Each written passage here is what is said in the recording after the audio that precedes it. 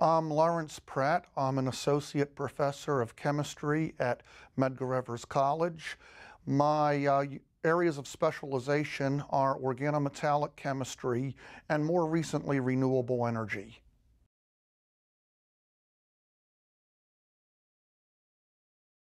This is an ongoing project and I've had several grants. The first one was a planning visit grant from the NSF to work with some schools in Vietnam. That was about $13,000.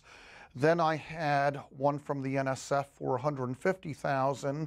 That was to take groups of students to Vietnam for summer and winter research programs. I have a current grant for about $20,000. It's a planning grant for working with universities in Malaysia.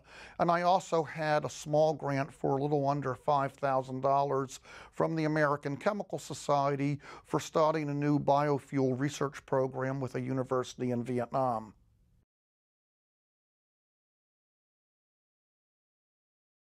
I've been interested in organometallic chemistry since I was a graduate student and a postdoc.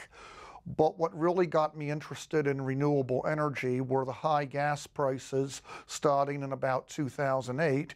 And I decided that somebody had to do something about it. So I decided to expand my research into that field, and we are doing something about it. It's not going to have an immediate effect on gas prices, but I hope it's going to provide part of the solution to the energy crisis in the near and not so near future.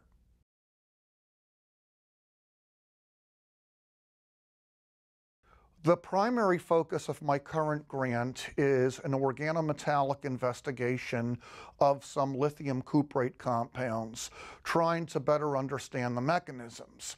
But when I went to Malaysia for the first planning visit last year, I met a bunch of other faculty, one of whom I knew previously from a conference and others who I just met.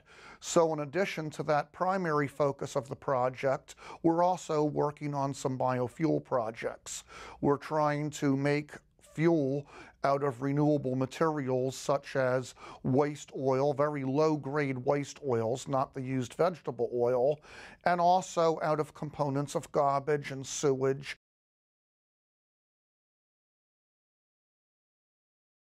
Oh, I've had quite a few interesting experiences. I've been to numerous countries, and Asia is so different even from one country to the next.